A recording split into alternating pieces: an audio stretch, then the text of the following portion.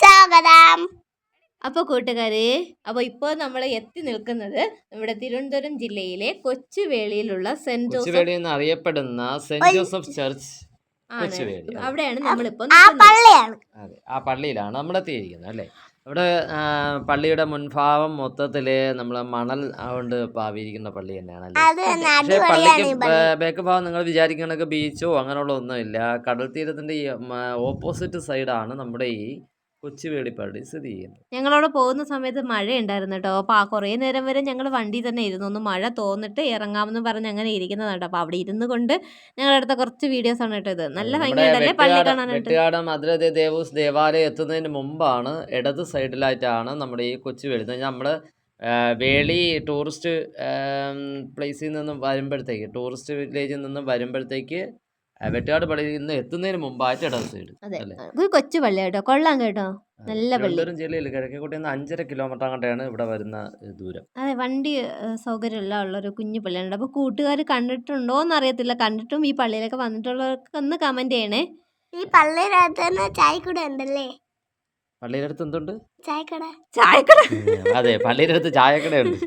അത് പള്ളിയുടെ ഓപ്പോസിറ്റ് ഭാഗത്തായിട്ടൊക്കെ ഒരു ചായക്കടയൊക്കെ ഉണ്ട്. അത് ഓക്കെ. അവിടെ കടകളുണ്ട്, നമ്മൾ മെഴുതിരി വാങ്ങിക്കാനുള്ള സൗകര്യം എല്ലാം അവിടെ തന്നെ ഉണ്ട്.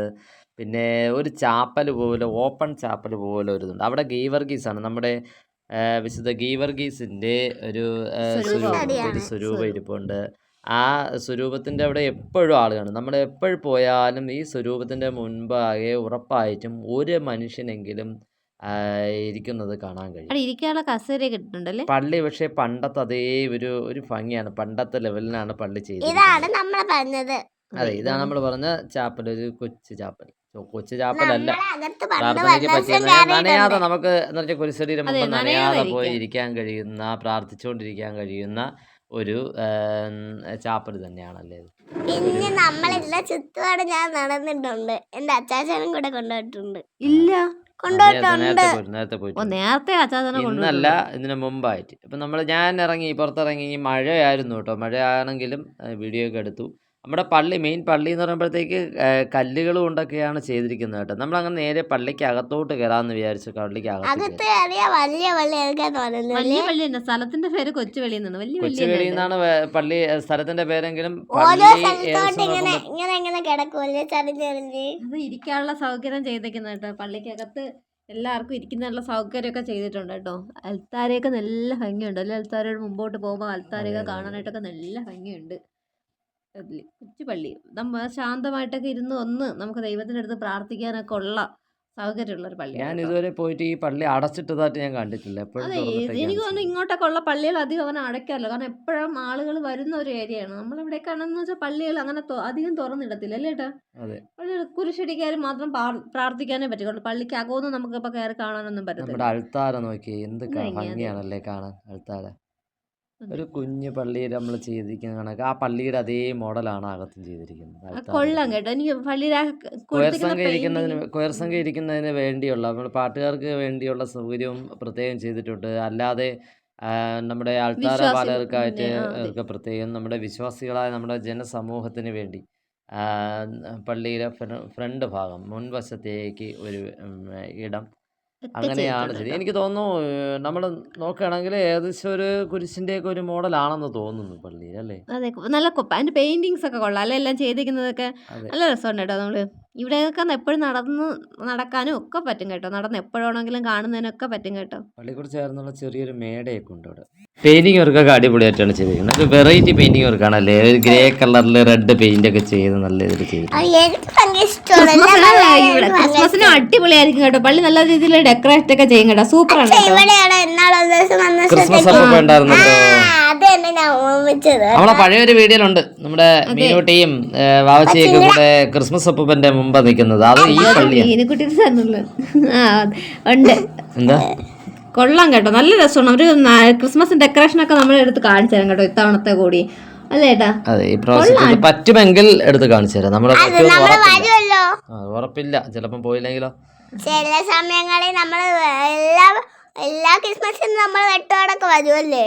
എല്ലാ സാധനം എല്ലാ വർഷങ്ങളും നമ്മൾ ഈ പോകാറുണ്ട്. വെട്ടുകാടൊക്കെ പോകുമ്പോ നമ്മൾ മിക്കപ്പോഴും കയറുന്ന ഒരു പള്ളിയാണ് കേട്ടോ. ഞങ്ങൾക്ക് ഒത്തിരി ഇഷ്ടപ്പെട്ട പള്ളിയാണ് കേട്ടോ. ഞങ്ങള് എത്ര പോയാലും മടുക്കൂല ഞാൻ. അതെ, നമ്മൾ ഈ വെട്ടുകാട് പോകുന്നതിന് മുമ്പ് നമ്മൾ ആദ്യം വെട്ടുകാട് എത്തുന്നതിന് മുമ്പൊക്കെ നമ്മൾ ഇവിടെ ഇറങ്ങി പ്രാർത്ഥിച്ചിട്ടൊക്കെയാണ് കേട്ടോ പോകുന്നത്. അതുകൊണ്ട് ഞങ്ങൾ മിക്ക വീഡിയോയിലും നിങ്ങൾക്ക് കണ്ടിട്ടുണ്ടായിരിക്കും. പക്ഷെ ഇതുവരെ പ്രത്യേകമായിട്ട് ഞങ്ങൾ പള്ളിയിലെ കാണിച്ചിട്ടില്ല കേട്ടോ. അതുകൊണ്ടാണ് ഞങ്ങൾ ഇന്ന് ഇത് വീഡിയോ ഇടാന്ന് വിചാരിച്ചത്. ഇല്ലാത്തതാണല്ലോ. ഇവിടെ ഈ വെട്ടുകാടൊക്കെ വരുന്ന ആൾക്കാർക്ക് തൊട്ടടുത്ത് ഇവിടെയൊക്കെ കൂടെ ഒരു വരാം. ഗീവർഗീസിന്റെ പള്ളിയിൽ പോണ എന്നുണ്ടെന്നുണ്ടെങ്കിൽ സെന്റ് ജോസഫ് ചർച്ച് കൊച്ചുവേളി ഇവിടെ വന്നാൽ അതെ, ഇവിടെ വന്ന നമ്മുടെ ഗീവർഗീസിന്റെ ചാപ്പല് നമുക്ക് ഗീവർഗീസിനെ കണ്ട് പ്രാർത്ഥിക്കാനുള്ള ഒരു സൗകര്യവും കാര്യങ്ങളും എല്ലാം ഇവിടെ ഉണ്ട്. അതെ, അടിപൊളി പള്ളിയാണ്. അതെ, അടിപൊളി പള്ളിയാണ്. നമ്മളെ എനിക്ക് ഭയങ്കര ഇഷ്ടമാണ് എല്ലാത്തിനും തൊട്ടുള്ള നിനക്ക് ഏത് പള്ളിയാണ് ഇഷ്ടം അല്ലാത്തത്? ഒരു പള്ളി പള്ളികളൊക്കെ നമുക്ക് എല്ലാ സ്ഥലങ്ങളും നമുക്ക് പള്ളികളും അമ്പലങ്ങളും മുസ്ലിം പള്ളിയാണെങ്കിലും എല്ലാം ഇഷ്ടം തന്നെ അല്ലേ? ഒരു മുസ്ലിം പള്ളിയിൽ മാത്രം അകത്ത് കയറിയിട്ടുണ്ട്. അത് അവിടെ മാത്രമേ കയറാൻ പറ്റൂ. അവിടെ മാത്രമേ നമ്മളുടെ അറിവിൽ എനിക്ക് തോന്നുന്നു അവിടെ മാത്രമേ കയറാൻ പറ്റുള്ളൂ എന്നാണ് വേറെ ആരെങ്കിലും ഉണ്ടെങ്കിൽ കമന്റ് ചെയ്യണം കേട്ടോ. നമ്മുടെ കമന്റ് പറഞ്ഞിട്ടില്ല, നമ്മളത് നോക്കിയിട്ടില്ല. നമ്മൾ കേട്ടത് വെച്ച് അവിടെ മാത്രമേ അറിയൂ. കൊടിമരമൊക്കെ അടിപൊളിയല്ലേ?